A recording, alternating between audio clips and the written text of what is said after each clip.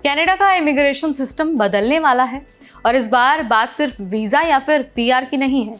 नए प्रधानमंत्री mark Carney ने इमिग्रेशन को लेकर ऐसे 5 बड़े फैसले लिए हैं जिनसे लाखों लोगों का सपना टूट सकता है और कई लोगों के लिए नए दरवाजे भी खुल सकते हैं।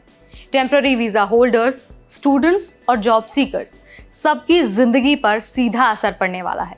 अगर आप भी कनाडा आने का प्लान कर रहे हैं या फिर पहले से प्रोसेस में हैं, तो ये वीडियो आपके लिए आई ओपनिंग हो सकता है। नमस्कार, मेरा नाम है नेहा उपाध्याय और आप देख रहे हैं एनबीटी टेक एड। तो चलिए कनाडा के सबसे बड़े फैसले के बारे में बात कर लेते हैं। कनाडा ने अपना फोकस टेम्पररी वर्कर्स और इंटरनेशनल स्टूडेंट्स पर से थोड़ा सा शिफ्ट किया है। मार्क कार्नी की सरकार ने फैसला लिया है कि 2028 तक कनाडा की जनसंख्या के सिर्फ 5% लोग ही टेम्पररी वीजा पर रह सकते हैं। अब ये पहले करीब 7% थे और ये बदलाव हाउसिंग और सोशल सर्विसेज की बढ़ती डिमांड को कंट्रोल करने के लिए किया गया है। तो अगर आप स्टूडेंट हैं या फिर वर्क वीजा पर जाने की सोच रहे हैं, तो अब आपको गंभीरता से सोचने की ज़रूरत है कि आपके स्टेटस का क्या होने वाला है। क्यों? क्योंकि ये नई पॉलिसी आपके आने के रास्ते को आसान नहीं बनाने वाली।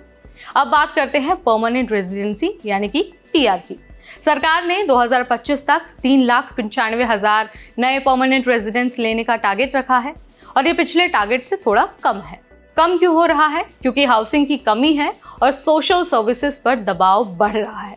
मतलब अब कम लोगों को परमानेंट रेजिडेंट बनने का मौका मिलेगा और अगर आप भी इस कैटेगरी में हैं तो अब आपको और भी ज़्यादा सावधानी बरतनी पड़ेगी। मार्क कार्नी की सरकार की सबसे बड़ी चिंता ये है कि कनाडा में इमिग्रेंट्स की संख्या हर दिन बढ़ रही है। हाउसिंग और सोशल सर्विसेज पर बहुत ज़्यादा दबाव आ गया है। अब सरकार इस दबाव को कम करने के लिए चाहती है कि कनाडा में आने वाले इमिग्रेंट्स की संख्या को कंट्रोल किया जाए।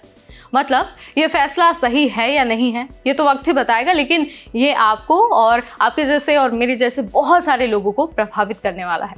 कनाडा में रहते हुए अगर आप हाउसिंग की दिक्कत महसूस कर रहे हैं, तो ये नया इमिग्रेशन नियम आपके लिए एक बड़ी खबर हो सकती है। अब बात कर लेते हैं इमिग्रेशन प्रोसेस की। सरकार ने इमिग्रेशन प्रोसेस को और ज़्यादा ट्रांसपेरेंट और डेटा ड्रिवन बनाने की योजना बनाई है। अभी जो प्रोसेसिंग डिले है और जो बैकलॉग है, उसे ख़त्म करने का टाइम है। ये पहल आपको जल्दी वीज़ा मिलने में मदद कर सकती है क्योंकि अब प्रोसेस और भी ज़्यादा फास्ट और स्मार्ट हो जाएगा। अगर आपने इमिग्रेशन के लिए अप्लाई किया है तो ये कदम आपके लिए भी राहत की खबर हो सकती है। अब फाइलें ज़्यादा देर तक पेंडिंग नहीं रहेंगी और सबसे अच्छी बात है कि फ्रैंकोफोन इमिग्रेशन को बढ़ावा मिलेगा। यानी कि जो लोग फ्रेंच बोलते हैं उनके लिए कनाडा में आने का रास्ता और भी ज़्यादा आसान हो जाएगा। इसके अलावा जो ग्लोबल टैलेंट है उसको अट्रैक्ट करने के लिए नए नए प्रोग्राम्स को भी शुरू किया जाएगा। ग्लोबल स्किल स्ट्रेटेजी के तहत कनाडा अब उन लोगों को जल्दी इमिग्रेशन प्रोसेस करेगा जिनके पास किसी विशेष क्षेत्र में हाई डिमांड स्किल्स हैं। मतलब अगर आपके पास उन स्किल्स में से कोई है तो कनाडा आपका वेलकम करेगा। यानी कि अगर आप कनाडा की इकोनॉमी में कंट्रीब्यूट कर पाएंगे और आपके पास वो स्किल्स हैं जिसकी कनाडा को ज़रूरत है, तो अब आपके लिए आने वाला समय एक तरह से बहुत सुखमय होने वाला है। तो यहाँ पर मैंने बता दिया है कि मार्क कार्नी के इमिग्रेशन के 5 बड़े फैसले कौन कौन से हैं जो आने वाले सालों में कनाडा में रहने, काम करने और पढ़ाई करने के पूरे सिस्टम को बदलने वाले हैं।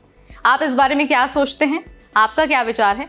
कमेंट के जरिए आप मुझे बता सकते हैं। इमिग्रेशन, वीज़ा, स्टडी अब्रॉड और वर्क अब्रॉड से रिलेटेड हर छोटा बड़ा अपडेट हम आपके लिए लाते रहेंगे सिर्फ और सिर्फ एनबीटी टेक एड पर।